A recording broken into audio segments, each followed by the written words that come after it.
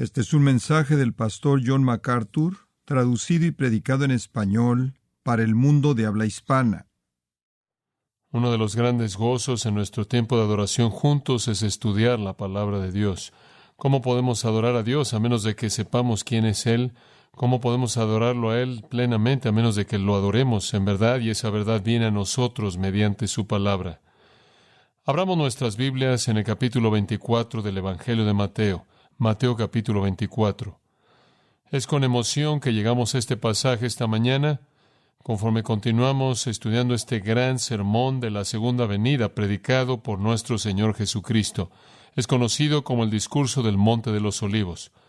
Y por un lado, como digo, mientras que es una experiencia emocionante regresar a este pasaje, también debo disculparme con aquellos de ustedes que no han estado con nosotros porque se van a perder de algunas cosas conforme abordamos el sermón desde el punto de vista del que lo hacemos el día de hoy, porque ya hemos entrado al sermón y nos encontramos realmente en el versículo 16 de Mateo 24, retomando el punto en donde nos quedamos la última vez. Pero simplemente unas cuantas cosas a manera de introducción podrían ayudarnos a recordar nuestro lugar un poco. No creo que no hay nada más intrigante, un tema tan fascinante que la segunda venida del Señor Jesucristo.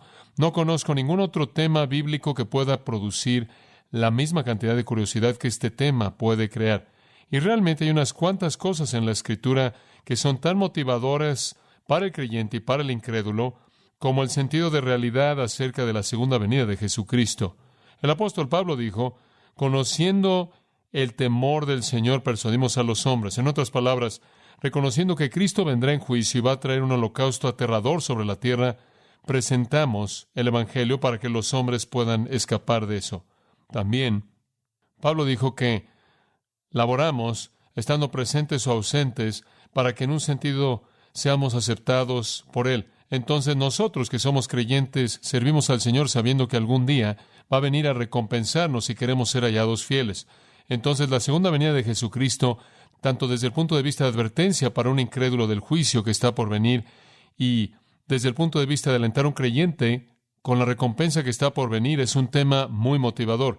Y no hay un lugar en la Escritura en donde es presentada de manera más maravillosa que aquí en Mateo 24 y 25 por el Señor mismo. Ahora recuerde, este es un sermón dado por nuestro Señor en el Monte de los Olivos a sus discípulos. Él, previo a este sermón, ha pasado su último día hablándole a las multitudes de Israel, y Él ha pronunciado juicio sobre Israel. Les dijo que su casa es dejada desierta. Lo han rechazado y Él los ha rechazado a ellos. Al final de ese tiempo, Él dejó el templo, fue al Monte de los Olivos, y ahí Él predica un sermón a sus discípulos. Es un sermón en respuesta a preguntas que hacen. Obsérvelas en el versículo 3 de este capítulo. Dinos, ¿cuándo serán estas cosas? ¿Y cuál será la señal de tu venida y del fin del siglo? A partir de lo que Jesús ha estado diciendo, los discípulos piensan que el reino está muy cerca. No se dan cuenta de que todavía está a miles de años de distancia porque no entienden que realmente hay dos venidas de Cristo. Él viene la primera vez en humillación a morir, hay un largo periodo de tiempo y Él viene por segunda vez en gloria a reinar. Pero ellos no ven esas dos venidas, las ven como una. Y entonces, conforme Él ha venido, Él ha predicado y enseñado y curado, y Él ahora ha limpiado el templo, ellos creen que está preparando las cosas para su reino. De hecho, los encontramos en el capítulo 24 en la cúspide de su expectativa para el reino venidero. Y después Él les hace una profecía en el capítulo 24, versículo 2. Hablando del templo, el cual están viendo desde el Monte de los Olivos, Él dice, no quedará aquí una piedra sobre otra que no sea derribada. Él predice la destrucción total del templo al punto en el que ni una piedra va a quedar encima de otra. Ahora, esta es una estructura masiva, simplemente una estructura masiva hecha de piedras enormes que pesaban toneladas. Sin embargo, Jesús predice su destrucción total. Ahora, cuando Él dice eso, esto eleva su curiosidad y expectativa aún más, porque probablemente les hace darse cuenta de que todo esto va a ser el juicio sobre lo que es, para establecer lo que Dios quiere. Cristo, habiendo limpiado el interior antes en la semana, expulsó a los cambistas y a los vendedores y a los compradores, y ahora Él va a derribar todo esto y vamos a tener el templo del reino y la adoración del reino, y todo va a venir. Entonces están en un momento de gran expectativa. Y hacen esta pregunta: ¿cuándo va a suceder? ¿Y cuál es la señal que esperamos para indicar tu presencia en gloria del reino y el fin de la época del hombre? Entonces piensan que es inminente. Y después Jesús les responde, comenzando en el versículo 4, con un sermón acerca de su segunda venida. Ahora, algunas personas han tratado de decir que este es un sermón acerca de la destrucción de Jerusalén, que todo este sermón fue cumplido en el 70 después de Cristo, cuando el templo fue destruido. Por muchas razones eso es imposible, como hemos tratado de señalarlo en nuestro mensaje previo. Pero simplemente otro pensamiento que me gustaría darle. La gente dice, bueno, ¿por qué es que él describe y predice en el versículo 2 la destrucción del templo si ese no es su tema? ¿Por qué es que en el versículo 2 dice que todas estas piedras van a ser derribadas de tal manera que ni una va a estar encima de otra? Y después, ¿por qué él pasa de ahí a miles de años después a la segunda venida? ¿Por qué hablar de la destrucción del templo? Le voy a decir por qué. Es muy simple. Un profeta solo podía ser creído como un profeta verdadero si sus profecías siempre ¿qué? Se cumplían. Ahora, ¿cómo es que Jesús puede ser creído cuando al predecir su segunda venida, cuando todo mundo que está oyendo la predicción va a quedar muerto después, mucho tiempo antes de que suceda? En otras palabras, es muy fácil predecir algo. Yo puedo predecir todo tipo de cosas muy lejos en el futuro, cosas que no ocurrirían o no podrán ser verificadas o que se pudieran mostrar que están bien o mal hasta que todos nosotros estuviéramos muertos. ¿Cómo podría ser conocido yo como un profeta si no hubiera manera de verificarlo? De manera típica, el profeta de la palabra de Dios, asignado por Dios para dar una profecía lejana en el futuro, también daba una profecía cercana para establecer sus credenciales. En otras palabras, si él prueba ser exacto en la profecía verificada históricamente, podemos creer en él para la que está tan lejos en el futuro que no podemos ver. Y la razón por la que Jesús menciona la destrucción de Jerusalén en el versículo 2 como profecía no es para presentar el sermón entero en esa misma destrucción, sino para darle a usted un punto histórico a partir del cual usted puede verificar que él habla la verdad. Y entonces él dijo, no quedará una piedra sobre otra que no sea derribada. Ahora, lo que usted tiene que entender es que el templo construido por Herodes era masivo. Digo, absolutamente masivo. Y lo hemos descrito en cierto detalle. Permítame añadir un par de términos más que podrían ayudarle en un entendimiento de su descripción de manera plena. El templo fue construido desde el 20 al 10 antes de Cristo. Hubieron 10,000 hombres que trabajaron con piedra durante esos 10 años. Y ese simplemente fue el edificio principal. Hubieron también 1,000 sacerdotes que fueron preparados como hombres que cortaban piedras y carpinteros, porque solo un sacerdote podía construir un lugar sagrado. Entonces usted tenía simplemente 10,000 trabajadores y 1,000 sacerdotes construyendo las partes sagradas del templo, y esa fue únicamente la parte primordial del templo. La construcción entonces fue del 10 antes de Cristo al 64 después de Cristo. Entonces usted está viendo un proyecto de construcción de 84 años hasta que finalmente llegó a su término en el 64 después de Cristo y después fue destruido totalmente en el 70 después de Cristo. Entonces 80 años son deshechos en cuestión de meses. Y dice usted, bueno, ¿acaso la profecía de que las piedras serían derribadas se cumplió? Sí, ni una piedra quedó sobre otra y los romanos literalmente lo despedazaron hasta el suelo. Ahora, eso ha sido verificado históricamente. La historia no está en problemas con eso. Eso sucedió en el 70 después de Cristo, exactamente como Jesús dijo que sucedería. Parecía ridículo como profecía, parecía imposible como profecía, y parecía que nunca se cumpliría.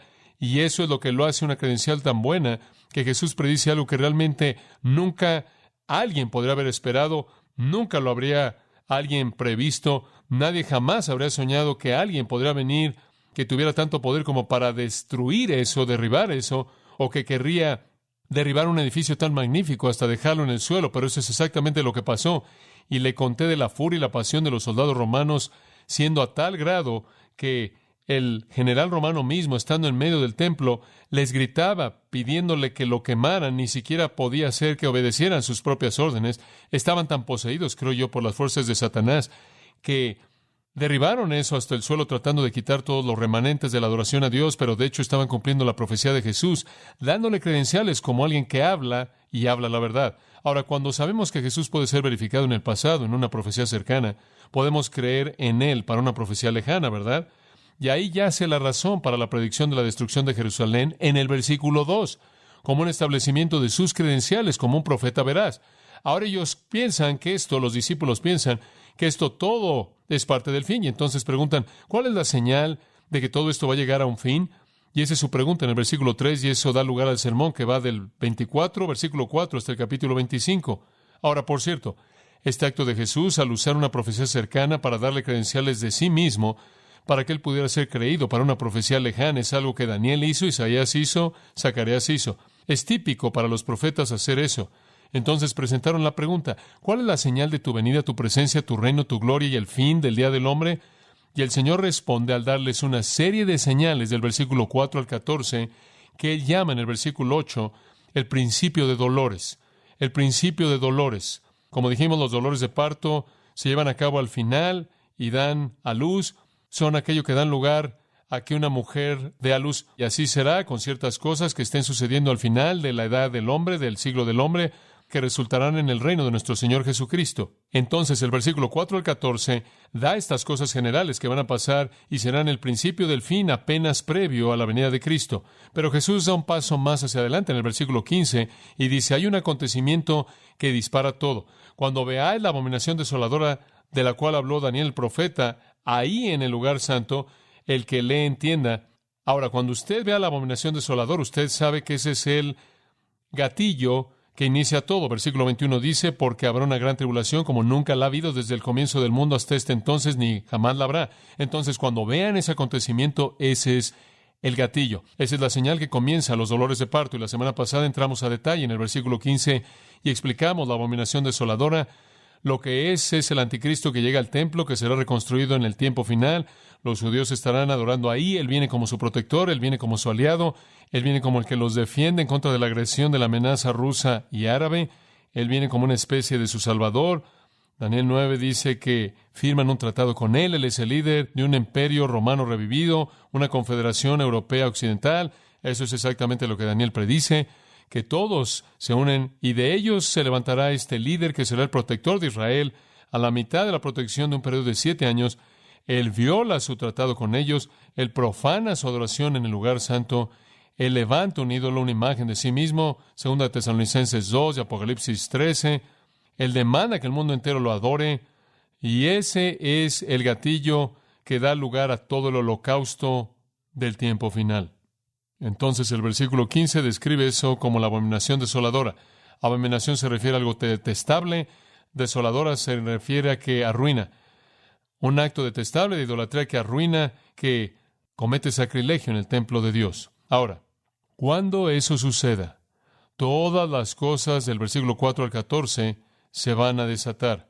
Pseudo-salvadores vendrán, guerras, rumores de guerras, naciones contra naciones, reino contra reino, hambres, terremotos y personas entregadas en la persecución para ser matadas y odiadas, y habrán traiciones y falsos profetas y engañadores, y el pecado y la iniquidad abundará, dice el versículo 12, el amor de muchos se enfriará, y todo eso va a ser disparado por la abominación desoladora en el punto de la mitad de los 7 años.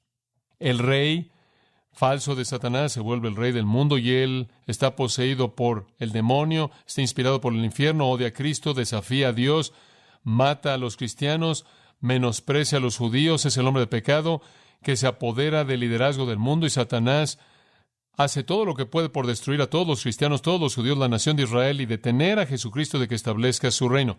Por cierto, yo creo que en este punto en el tiempo la iglesia ya habrá sido raptada, entonces no vamos a estar ahí.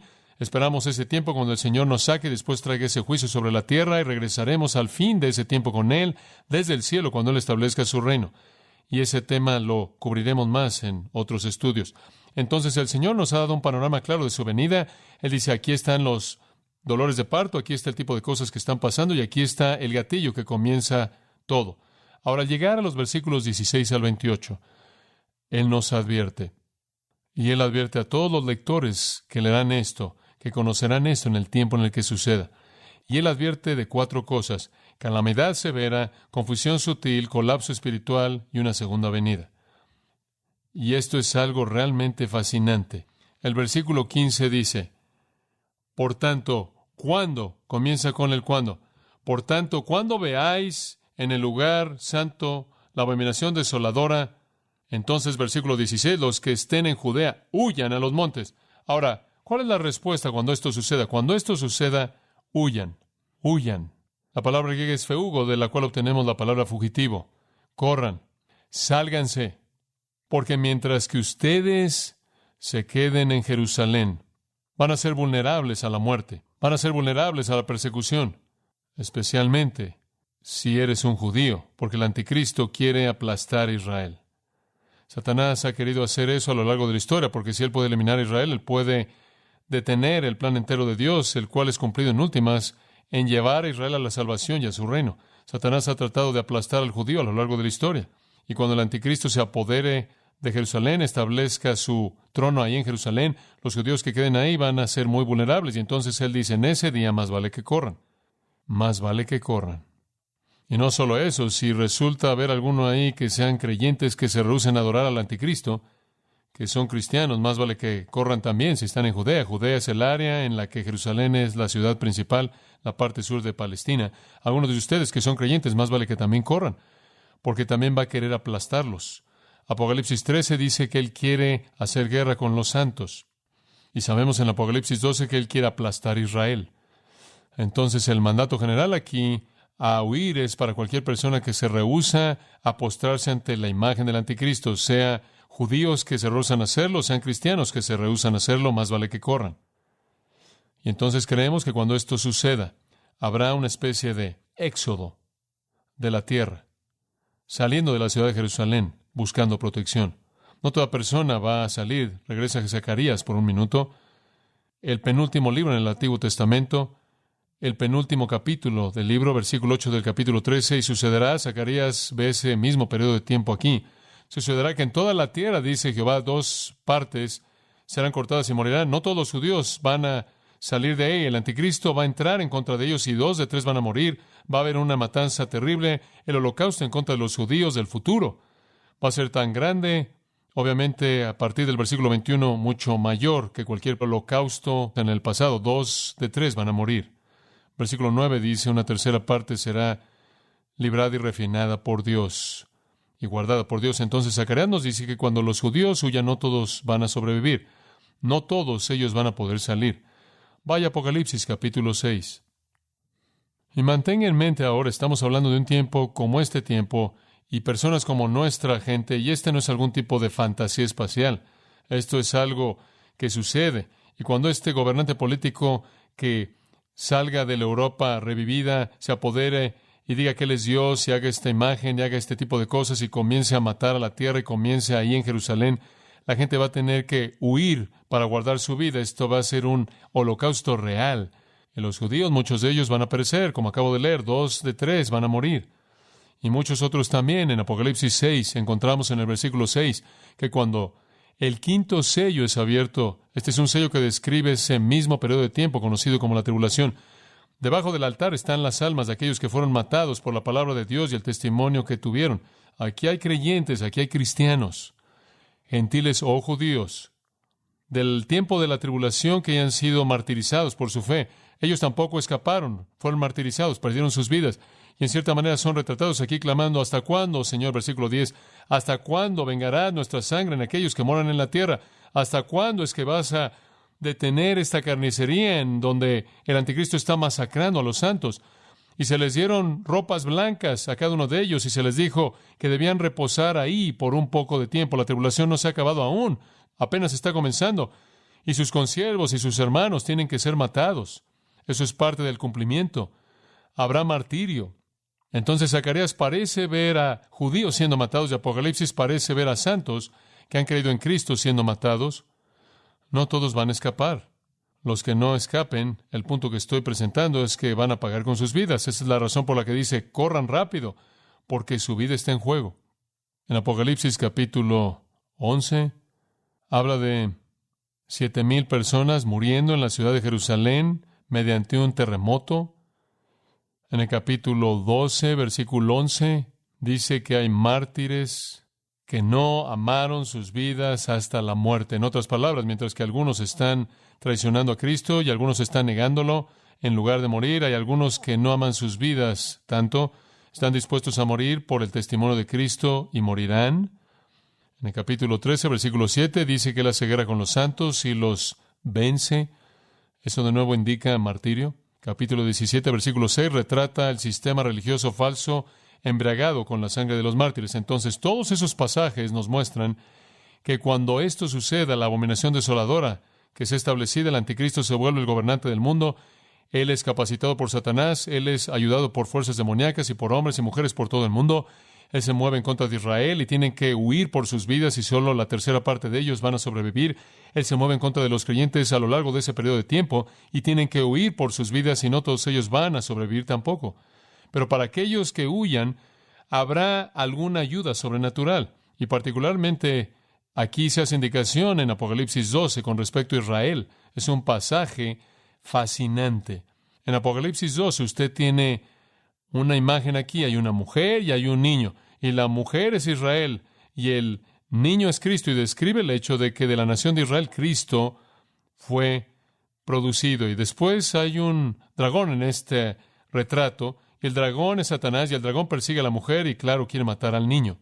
Pero hay un gran protector, un gran promotor de la causa de Dios que protege a la mujer y al niño, y no es ningún otro que Miguel. Versículo 7, Miguel pelea contra los demonios y Miguel prevalece en el versículo 8 y Miguel es el ganador. Y después avanzamos un poco en el capítulo al versículo 14 y dice... Bueno, regresa al versículo 6 primero, veamos el versículo 6 primero. Esto va a amarrar ambos mejor. Y la mujer, este es Israel, aquí estamos en el tiempo de tribulación. De la tribulación cuando Satanás está haciendo todo lo que puede por destruir Israel y, claro, el reino de Cristo. La mujer huyó al desierto. Aquí está Israel huyendo para buscar la protección. Y ella tiene un lugar preparado por Dios para que puedan alimentarla ahí 1260 días o 42 meses o 3 y medio años. Ese es siempre el periodo de esta gran tribulación.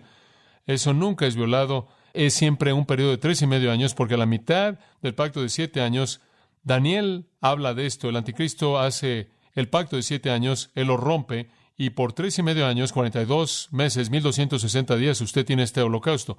Entonces Israel huye, y durante los 1260 días es protegida por Dios, en un lugar preparado por Dios. Ahora es un buen lugar a donde huir, Israel, porque hay cuevas por todos lados, todo lugar y por toda esa tierra. Desde Edom hasta Moab y todos lados hay muchos lugares en donde esconderse en el desierto de esa área. Ahora, versículo 14. Y a esta mujer que es perseguida, el versículo 13 muestra a Satanás persiguiendo a la mujer, ella está huyendo ahora, y a la mujer se le dieron 2 alas de una gran águila. Yo en cierta manera pienso que es Miguel. Miguel, el protector del pueblo de Dios, y creo que es sobrenatural que este gran protector del pueblo de Dios, este gran protector de Israel, va a volar en el desierto llevando al pueblo y ahí será sustentado un tiempo, ese es 1, tiempos, eso es 2, y medio tiempo, eso es la mitad. 1 más 2 más la mitad son 3 y medio. Ahí estamos con el mismo periodo de tiempo. Entonces, durante 3 y medio años, sobrenaturalmente, Miguel y sus ángeles van a librar al pueblo que puede escapar a un lugar de seguridad y un lugar de protección. Eso ciertamente se refiere a Israel y también se podría referir a gentiles creyentes y otros que escapan la masacre del anticristo. Ahora podemos regresar a Mateo 24. Entonces lo que nuestro Señor dice es, miren, cuando vean ese acontecimiento, corran lo más rápido que puedan, sálganse de ahí. De hecho, versículo 16 dice, huyan a los montes en donde puedan esconderse. Y después el versículo 17 se vuelve descriptivo, que el que esté en la azotea no descienda a tomar nada de su casa. Si usted resulta estar ahí en la parte de arriba, en esos días, la parte de arriba, la azotea, era donde estaba el patio. Había unas escaleras que estaban afuera de la casa que iban arriba. Todavía ve usted algunas de esas en Israel en la actualidad y la gente estaba en la azotea. Si usted resulta estar ahí, sorprendido ahí, ni siquiera vaya adentro para recoger sus pertenencias. Baje de las escaleras y sálgase de la ciudad, porque cuando eso suceda, como dice Apocalipsis, la devastación va a venir, la muerte como una inundación. Va a venir como una inundación inmediata, como un incendio que cubre toda la tierra. Sálgase, ni siquiera vaya a la casa para recoger sus pertenencias y no saque nada. Brinque, salte de la azotea y corra lo más rápido que pueda. Así de terrible viene este tiempo y cualquier retraso significa la muerte. Y entonces el Señor espera y anima el retiro normal, buscando seguridad. El Señor no quiere que se queden ahí y enfrenten las balas. Él simplemente dice, sálganse de ahí.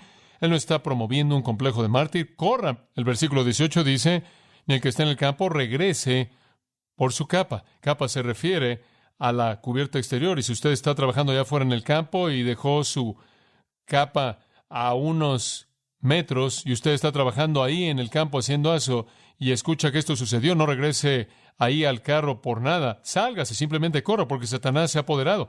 Las fuerzas del infierno están en su lugar y el holocausto viene. Sálgase de ahí. Y después, versículo 19.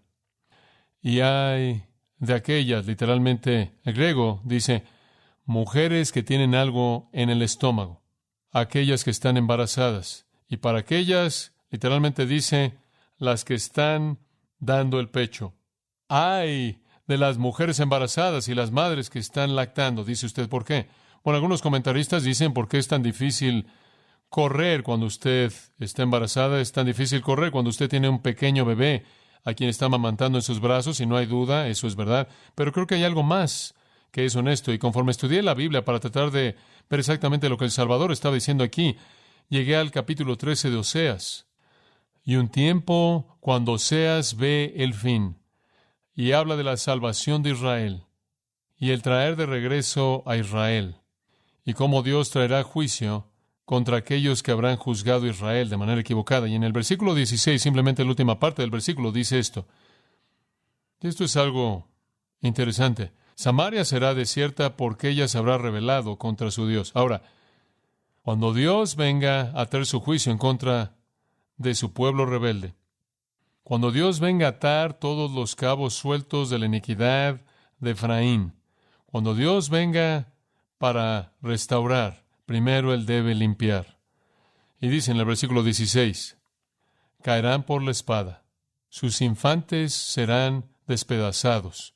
Esa es la razón por la que Él advierte a aquellas con bebés pequeños. Yo creo que cuando el anticristo venga, esta es una indicación de que va a haber una devastación de infantes. Usted lo ve aquí profetizado en Oseas 13:16.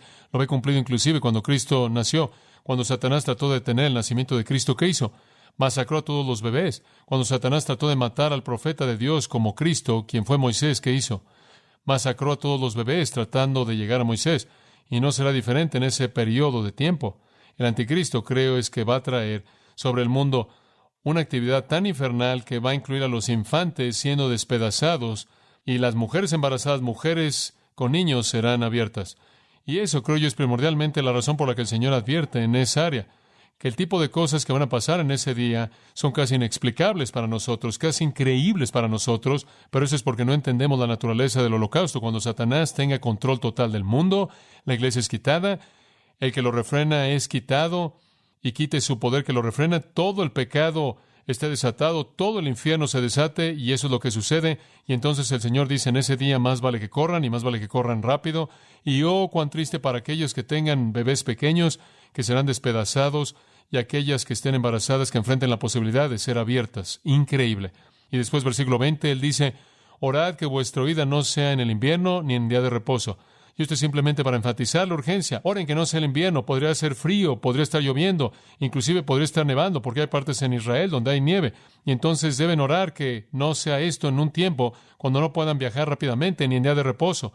Oren que no sea en día de reposo, particularmente si usted tiene que correr o manejar por ciertas secciones de Jerusalén, porque si resultan ser las secciones en donde los judíos legalistas radicales viven, los van a apedrear ustedes si hacen eso, porque se aferran a una ley del día de reposo, de que cierta distancia es un viaje máximo para el día de reposo. Inclusive si en la actualidad tratara de pasar por esas áreas, lo apedrearían a usted. Hemos manejado por ahí, no en el día de reposo, hemos caminado por esa área, y esa es otra indicación de que nuestro Señor está diciendo, simplemente esperen que no sea un tiempo cuando sean estorbados en su viaje. Simplemente esperen que no sea un tiempo cuando tengan que enfrentar alguna dificultad al salirse de la ciudad. Simplemente esperen que no estén físicamente en una situación en la que tienen un infante o están embarazadas. Simplemente esperen que puedan correr lo más rápido que puedan y no tengan que regresar a conseguir nada, a recoger nada. Sálganse porque el holocausto es simplemente tan inconcebible. ¿Por qué? Versículo 21. Porque entonces habrá gran tribulación, gran aflicción, problema, presión, como nunca ha habido desde el comienzo del mundo Hasta este tiempo ni jamás la habrá. El tiempo peor que el mundo jamás ha conocido, no hay nada como esto. Usted puede apilar todos los holocaustos de la historia humana y no le llegan estos. Simplemente sálganse. El Señor dice, váyanse. Muchos van a morir de todo lo que es lo escrito en los versículos 4 al 14, porque cuando esa abominación desoladora se lleve a cabo, entonces vendrán las guerras y rumores de guerras, entonces viene el desmoronamiento mundial, las hambres, los terremotos, las pestes de las que habla Lucas, y las traiciones y las persecuciones y el odio, y todo comienza a desmoronarse. Y eso, por cierto, es descrito para nosotros en Apocalipsis 6 al 19 a detalle. En primer lugar, los sellos son abiertos, después las trompetas son tocadas, y las copas son derramadas. Son imágenes todas de actos de juicio sobre la tierra que van escalando, se van incrementando, son más intensos, y ese periodo, por cierto, dura durante 3.5 años, y como hemos estado diciendo a lo largo del estudio, esa expresión nos es dada de manera muy clara, no solo en el libro de Apocalipsis, sino inclusive por el profeta Daniel, quien nos deja sin duda alguna en cuanto al periodo de tiempo, cuánto dura, porque dice en Daniel 7:25 que este anticristo que viene será por tiempo, tiempos y medio tiempo. De nuevo, un tiempo es 1, tiempo es 2, y medio tiempo es una mitad, 3.5 años. Ese es siempre el marco de tiempo estándar en el cual este gran gobernante causa todo este destrozo sobre la faz de la tierra. Y vimos en Daniel 12, la última vez, algunos otros indicadores de ese mismo marco de tiempo. Y en Apocalipsis 11:2 nos habla de ese mismo tipo de concepto de 3.5 años, también en Apocalipsis 13:5. Ahora, ¿cuán severo es? Versículo 21. Como nunca lo hubo desde el comienzo del mundo hasta este entonces, ni jamás lo habrá. ¿Sabe? En cierta manera es triste decir esto, pero el mensaje apropiado que darle a Israel en la actualidad es que las cosas no van a mejorar, sino que van a volverse infinitamente peores. Van a ser tan malas que la profecía de Zacarías va a ser cumplida.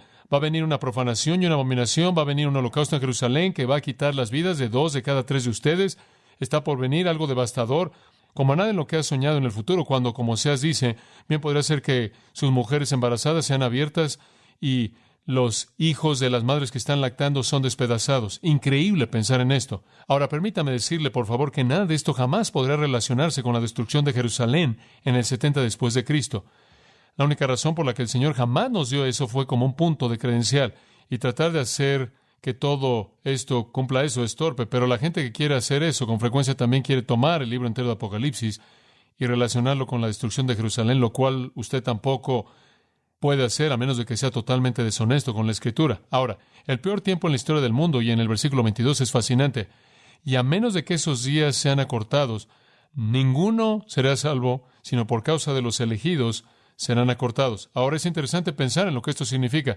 ¿Qué quieres decir acortados? Bueno, él dice 3.5 años, 42 meses, 1.260 días.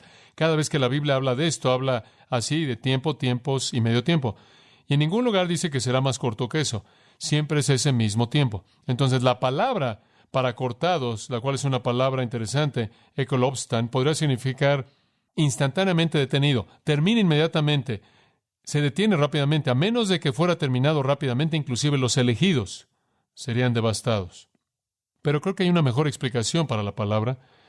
No dice excepto porque ese día, lo cual abrazaría o incluiría todo el periodo como una especie de día de juicio, y la Biblia usaría ese singular mucho al hacer eso, ese día de juicio, ese día de castigo, pero dice esos días, aquellos días. Y si usted lo toma como es, esos días de 24 horas, excepto porque esos días de 24 horas sean acortados. Yo creo que cuando la abominación desoladora ocurra y la gente comience a huir por sus vidas, los judíos y creyentes, tratando de huir del holocausto del anticristo, que Dios sobrenaturalmente por su misericordia y gracia va a alterar la extensión de la luz del día para darle la protección de la oscuridad.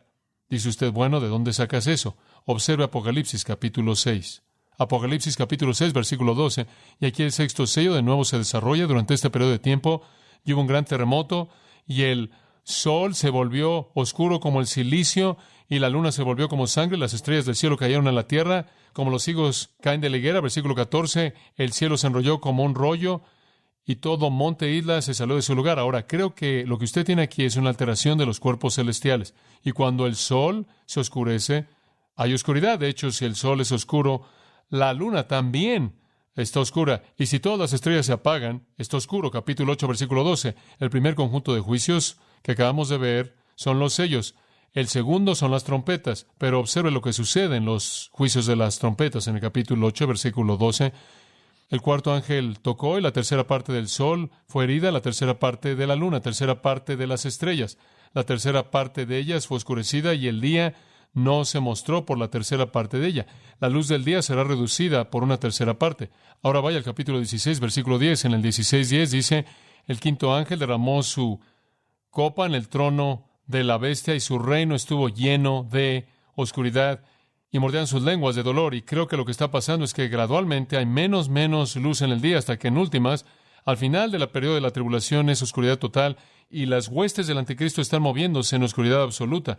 Y claro que eso se vuelve una protección para los elegidos. Y ahora regrese a Mateo 24 y usted ve, creo que si lo interpretamos de esa manera, por lo menos es viable. No puedo ser dogmático en esto, pero me parece que tiene sentido.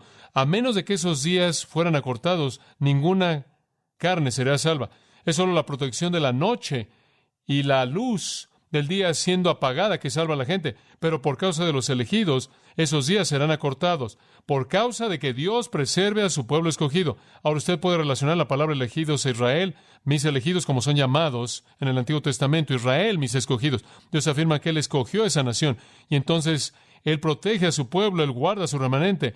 Él libra la tercera parte para que pueda redimirlos y traerlos al reino. No todos los judíos pueden morir, entonces puedo ver en los elegidos ahí a la nación elegida de Israel, así como lo vemos en Romanos 9 al 11, en donde Pablo habla de Israel como la nación escogida, no la Israel redimida, sino Israel como una nación. Y también puedo ver en la palabra escogidos a los creyentes redimidos de todas las naciones. Pero por causa de preservar a su nación escogida y por causa de preservar a su pueblo redimido escogido, Él acorta el día para que el anticristo no pueda masacrar tanto a judíos como a creyentes por causa de los elegidos. Me encanta eso. Esa es la primera vez en la que la palabra escogido se usa en el Nuevo Testamento. Y ahora se nos presenta un nuevo concepto acerca de aquellos que le pertenecen a Dios. Le pertenecemos a Él porque Él nos escogió. Escogido significa escoger o llamar. Él nos escogió, Él escogió a Israel, nos escogió a nosotros. Si Israel fue su nación escogida, no discutimos eso. Usted sabe, inclusive la gente que quiere negar la doctrina de la elección en referencia a la salvación no niega la doctrina de la elección en referencia a Israel. No dicen, bueno, un día Dios salió y dijo, ¿a quién le gustaría levantar su mano para que sea mi nación? ¿A quién? Y todos los judíos dijeron, nosotros. No hay duda en absoluto acerca de que Dios escoge a Israel. Y si Israel son los escogidos de Dios, entonces ¿por qué nos molesta tanto? Porque la iglesia también son los escogidos de Dios. Entonces Él dice, voy a cuidar de mis escogidos. ¿Y quieres saber una cosa? Él cuida de sus escogidos. Nadie sobreviviría para entrar al reino. No habrá ningún judío redimido que entrara al reino, no habrá ningún gentil redimido que entrara al reino si Él no cambiara los días para que pudieran estar seguros. Escuche, ¿sabe lo que esto me dice? Cuando Dios escoge a alguien para sí mismo, Él va a guardar a esa persona para sí mismo y Él va a cumplir su promesa si Él tiene que reestructurar el universo entero. ¿Le hace sentir usted esto seguro? A mí sí. El Señor literalmente va a reorganizar el cuerpo entero del universo para proteger a los suyos. Maravilloso. Entonces, por causa de los escogidos, Él simplemente cambia todo y reduce la luz del día a un periodo de tiempo pequeño y en últimas lo quita para que puedan estar seguros. Ahora la oscuridad total no podrá durar mucho tiempo porque nada podría crecer. Esa es la razón por la que sucede al final. Y le voy a decir algo más. Usted corta el día solo una tercera parte y va a afectar el ciclo de crecimiento, ¿no es cierto? Y esa es la razón por la que usted va a tener hambres por toda la tierra y eso va a contribuir inclusive a más odio y a más enojo y a más guerra y a más de todo lo demás. Pero eso es por causa de proteger a los escogidos. Es tan maravilloso. El Señor va a estos extremos para proteger a los suyos, inclusive cambiar toda la función del universo por causa de los escogidos. Hombre, qué pensamiento tan consolador. Entonces Él dice, miren, si están vivos en ese entonces, si ven la abominación, corran lo más rápido que puedan, porque número 1, la calamidad severa viene, número 2, y observen esto es muy fácil de ver, confusión sutil. Ahora, esto es lo que sucede. Todas estas personas corren y los que no mueren se están escondiendo allá afuera. Están todos escondiéndose allá afuera y todos están siendo cuidados por el Señor y quizás son alimentados con maná del cielo y no lo sé. No sé cómo el Señor va a cuidar de ellos, pero están allá afuera, Israel y personas redimidas, y se están escondiéndose. ¿Y sabe usted qué están esperando? Pueden leer Mateo y lo van a estar leyendo en esos días. Van a decir, ahí está, lo vimos, ahora veamos. Hemos corrido, estamos en los montes, estamos escondidos. Bien, el Señor está por venir y son muy vulnerables.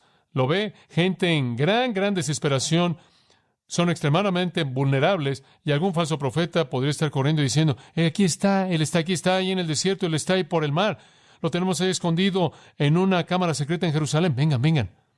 Serán muy vulnerables. Entonces el versículo 23 dice, cuidado con la confusión sutil, no solo calamidad severa, sino confusión sutil. Si alguno dijera, aquí, ahí está el Cristo, o por allá, ¿qué? No le creáis. No lo crean. Es un engaño. Están tratando de engañarlos, tratando de atraparlos. Quieren capturarlos y matarlos. Quieren matarlos. Él quiere aplastar a los judíos. El dragón Satanás quiere aplastar a los redimidos. Ese enemigo antiguo de Dios, y él va a usar todo medio posible, él va a usar su engaño, y él va a decir, Cristo ha llegado, Él está por aquí, o está por allá, vengan, Él está aquí, se lo están perdiendo.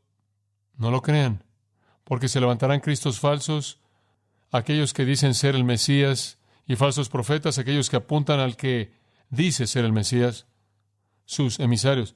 Él está por aquí, Él está aquí, vengan a verlo. Y van a mostrar grandes señales y maravillas. 2 Tesalonicenses capítulo 2. Van a hacer milagros satánicos, milagros falsos. Van a demostrar poder diabólico. Va a ser maravilloso ver cosas maravillosas que son tan inteligentes que inclusive puedan engañar a los escogidos mismos. Dice en el versículo 24.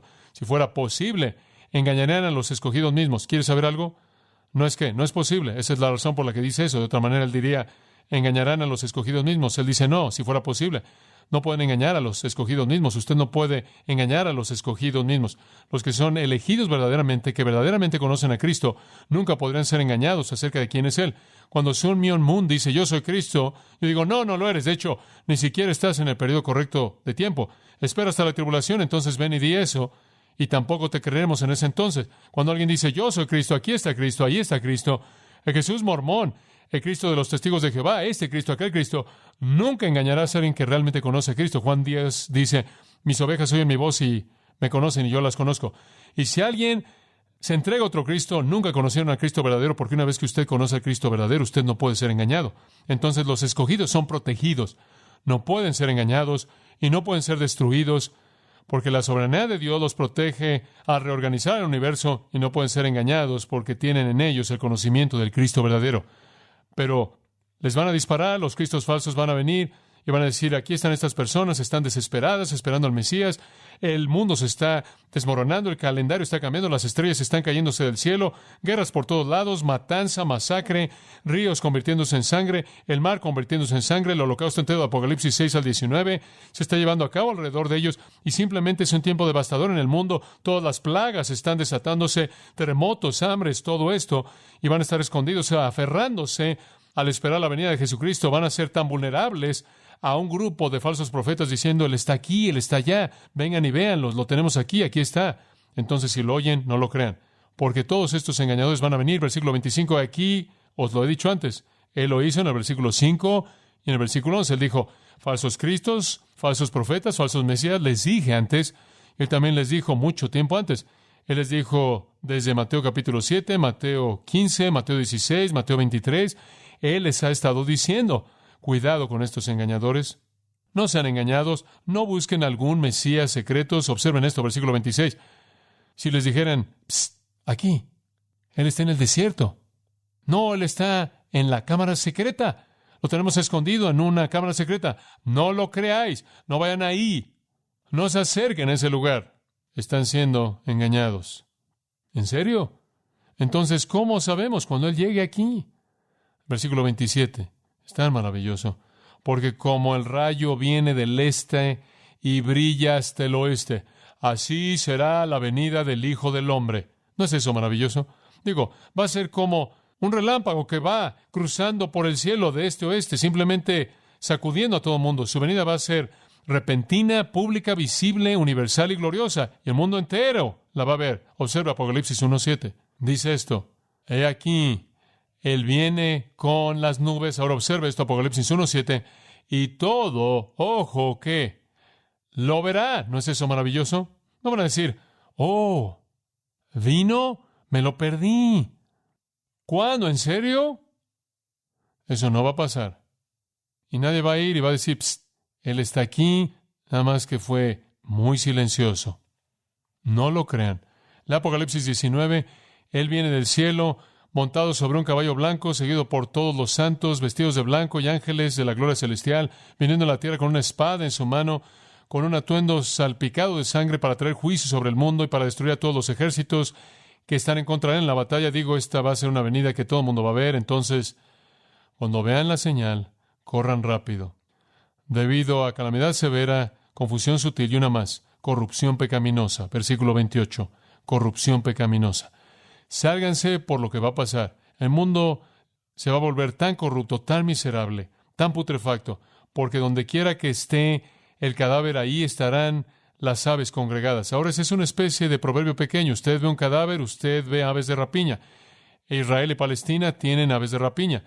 Son parte del área. La palabra griega aetos significa un ave de rapiña. Algunas veces es usada, son llamadas águilas, pero la palabra básicamente tiene que ver con un ave de rapiña. Y lo que va a pasar aquí es simplemente como esa analogía. En donde usted encuentre un cadáver, usted tiene un ave de rapiña que entra ahí y despedaza ese cadáver. Y eso es exactamente lo que es el retrato. Cristo va a venir como si fuera un ave de rapiña a un cadáver muerto. El mundo va a estar tan corrupto, va a ser tan corrupto, tan pecaminoso, que está ahí como si fuera un cadáver miserable, pecaminoso, en estado de descomposición, al cual el Señor va a venir en juicio para despedazar ese cadáver. Un retrato muy vívido. Ahora, lo que está diciendo es implícito en esto, es que el mundo se va a volver muerto y corrupto. Entonces, más vale que corran debido a la calamidad severa. Más vale que corran y sean cuidadosos debido a la confusión sutil. Y deben correr y estar en algún lugar con el pueblo seguro debido a la corrupción pecaminosa. El mundo va a entrar en un estado de descomposición y descomposición y descomposición. Va a ser más miserable que nunca. Regresa al versículo 16. La iniquidad va a abundar.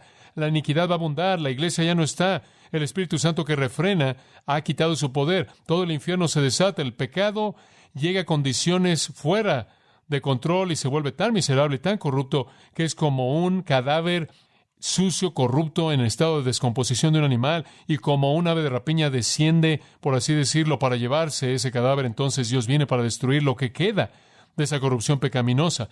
Dios desciende, por así decirlo, en juicio final. Y eso es exactamente lo que está en la mente de Pablo, conforme escribe en 2 de Tesalonicenses, que Dios va a venir en llama de fuego, vengándose de aquellos que no conocen a Dios ni obedecen el Evangelio de nuestro Señor Jesucristo. Entonces, ¿por qué estar cerca del sistema malo, miserable, que solo va a empeorar y empeorar? Algunas personas van a quedarse, y dice, porque la iniquidad abunda, versículo 12, el amor de muchos se va a enfriar. Dicen que aman a Cristo, pero abandonarán a Cristo a favor del pecado, porque se quedaron ahí. Corran. No se queden para ser corrompidos por ese pecado que en últimas va a ser juzgado por la venida de Jesucristo. Ese mundo malo, vil, miserable será juzgado. Entonces la escena es muy vívida. ¿Cuál es la señal de tu venida? Aquí están los dolores del parto. ¿Qué los dispara? La abominación desoladora. ¿Qué deben hacer los que estén vivos cuando suceda? Corran. ¿Por qué? Porque viene la calamidad severa, la confusión sutil y la corrupción pecaminosa. Sálganse. Y una cosa más sucederá inmediatamente. Versículo 29. Inmediatamente. Nos vamos a detener ahí y regrese la próxima semana. Descubra lo que es. Inclinémonos en oración. Señor, te damos gracias por nuestro estudio en la palabra esta mañana. Grande y rico y emocionante pensar en la venida de Cristo. Al mismo tiempo, Señor, sabemos que es trágico para aquellos que no conocen al Salvador. Oh Dios, oramos porque cada persona aquí vea su corazón, se asegure de que conoce a Jesucristo, tenga su salvación y perdón, para que puedan ser parte de los redimidos que entren a la gloria, no de aquellos que se quedan en este mundo para sufrir juicio. Ayúdanos, Señor, también a ver estas cosas cumpliéndose y a persuadir a los hombres, a llamarlos al Salvador, quien es el único que puede salvarlos de la ira venidera. Te agradecemos por la promesa de que seremos guardados de la hora que probará la tierra, que seremos salvos de la ira venidera, que iremos para estar con Jesucristo, que estaremos involucrados en el tiempo de recompensas por servicio fiel y las bodas del Cordero, mientras que la tierra está pasando por esto, y regresaremos con Él al fin en su reino glorioso. Padre, ayúdanos a ser fieles en los días que tenemos para advertirle al mundo y vivir a la luz de tu venida por causa de Cristo. Amén. Usted ha escuchado a John MacArthur, maestro bíblico de gracia a vosotros. Para más información y acceso gratuito a todos los mensajes de John, así como una lista de libros incluyendo la Biblia de estudio, visite la página web en gracia.org. Gracia a vosotros y el pastor John MacArthur se reservan toda protección y derecho de autor bajo la ley que esté vigente. La información de derecho de autor está disponible en gracia.org, que incluye instrucciones para limitar la duplicación de este archivo digital. Gracia a vosotros es una organización sin fines de lucro, dedicada a desarrollar recursos desde las enseñanzas del pastor John MacArthur, las cuales ofrecen la verdad de las Escrituras. Por otra parte, su apoyo en oración y sus donaciones al ministerio nos ayudan a lograr este propósito para equipar a miles de personas de habla hispana. Si desea hacer una donación o ofrenda, puede hacerlo utilizando su tarjeta Visa, Mastercard, Discovery o American Express, ingresando a gracia.org, y si vive en Estados Unidos o Puerto Rico, también puede llamarnos al 1-866-5-GRACIA, esto es, 1-866-547-22.